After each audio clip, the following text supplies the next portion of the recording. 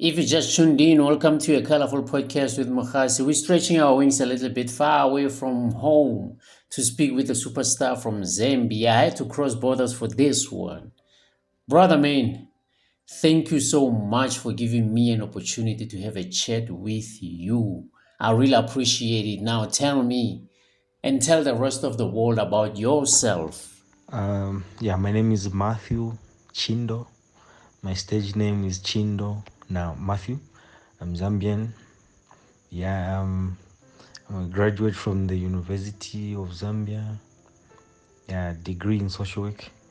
I started writing poetry in 2013. Yeah, apart from poetry, I also do acting. I also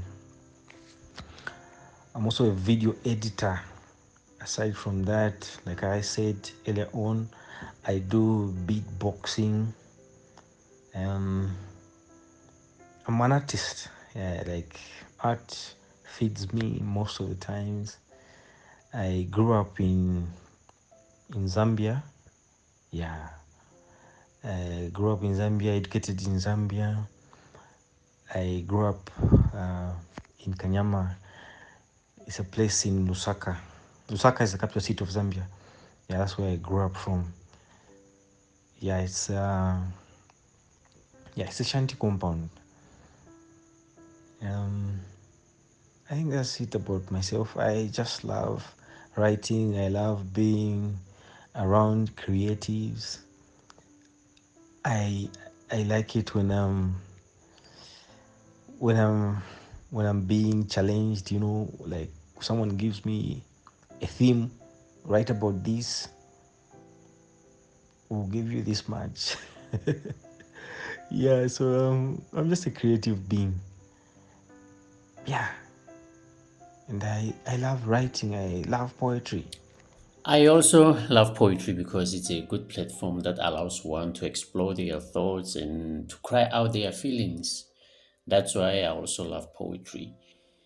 The first time you took a pen and wrote your first piece, how old were you and what did you write about and how did that make you feel as a poet?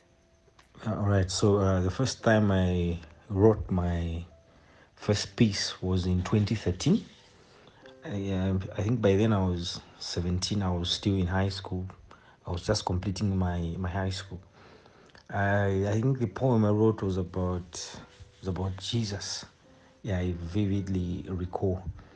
It wasn't really a good poem. I think by then I was just writing statements because I didn't know much about figures of speech. I didn't know what metaphors are, similes, personification, all those wordplay. I didn't know much about those figures of speech. It's those figures of speech that make up what uh, a poem is, because without them, what you're writing are just mere statements. It made me feel so special, made me feel good.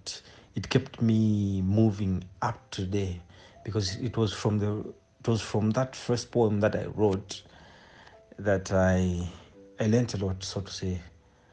I began improving my writing.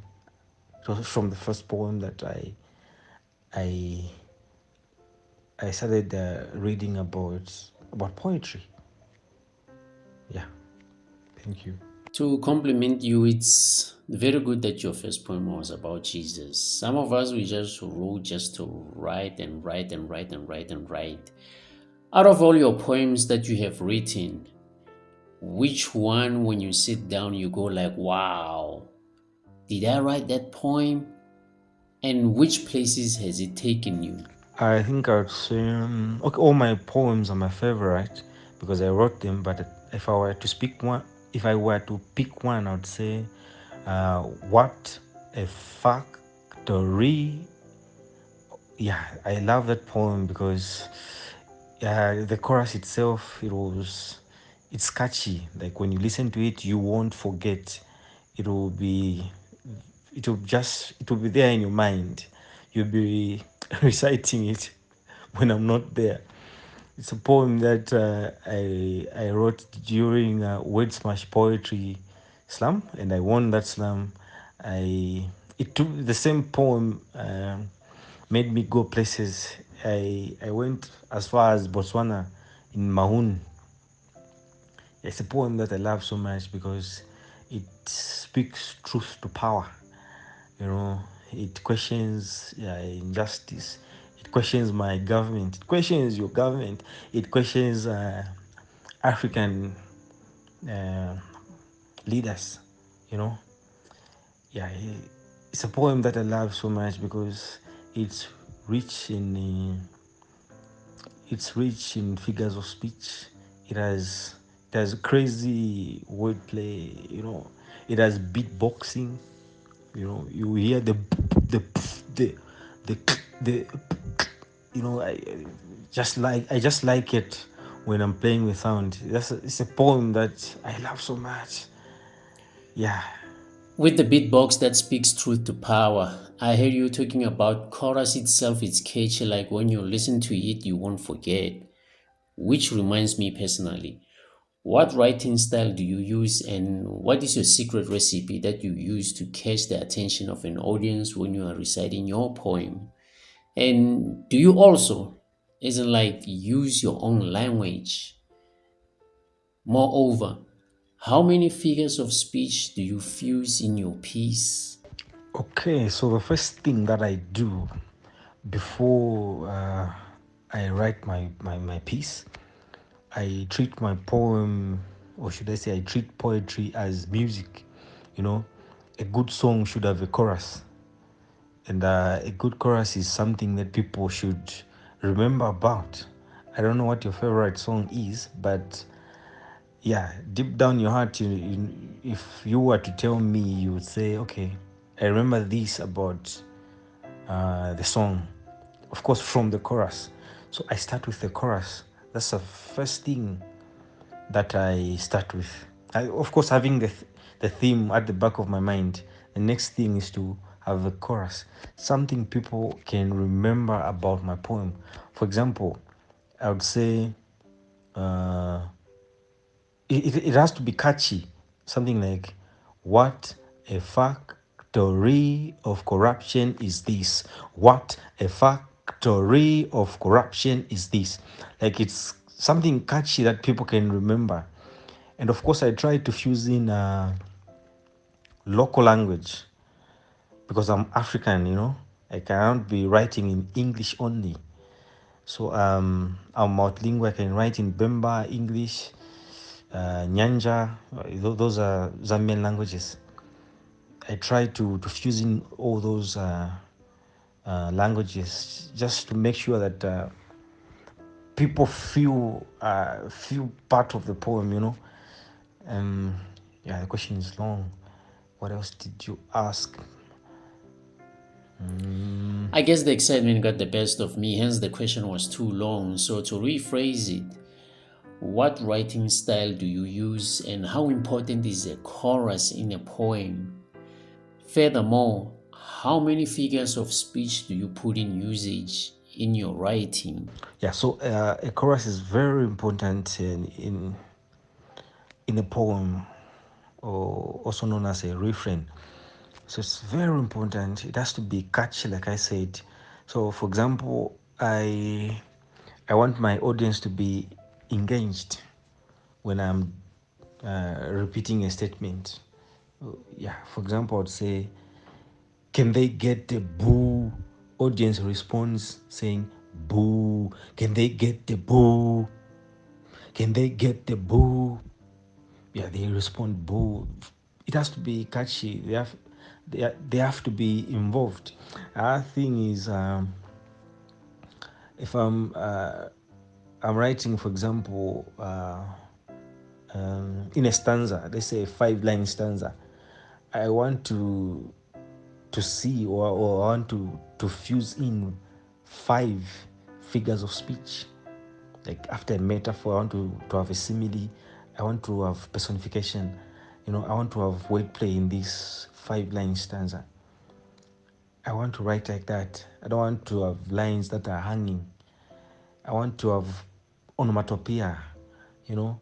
Another thing about onomatopoeia, when I'm the way I write, instead of saying kill or shoot, I would um, I would imitate the sound of the word.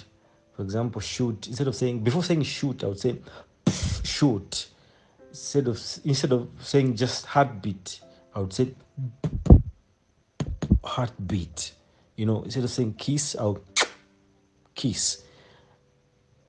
That way, people tend to be part of the poem. I don't know, they just like it when I'm performing like that. When I fuse in beatboxing, like I do beatboxing, so when I fuse in the aspect of beatboxing in my poetry, yeah, people tend to like it. They snap and all that. So I add beatboxing to my poems. This is coming from a true story or my experience. I don't know much about choruses in poetry. It's my first time hearing about this, which I still have to learn. Hence, they say we learn something new every day. And listening to you, I have so much respect on how you involve the audience to listen to your poems with the way you're imitating the sound of shooting cases, including heartbeat. I really have so much respect for you. So, what message do you have for people who used to tell you that you won't make it financially or you are just wasting your time by doing poetry? Yeah, so if I'm able to speak truth to power, if my message is being heard by one or two people who are in power, if if I'm that hope to the hopeless, that's more than money. Yeah, that's what poetry is about. And to those who are saying I wouldn't make it in poetry, blah, blah, blah, blah, blah, I think I would show them my my my six, how many are they? Yeah, six now, poetry slam awards that I've won. Yeah, they brought me some little money. Speak truth to power. The multiple award winner of slam poetry, Matthew Chindo, my brother from another motherland, Equator. I just want to thank you so much once more again for letting me invade your own space. All the best in your next piece. Keep on speaking truth to power. Adios, muchachos. Adios.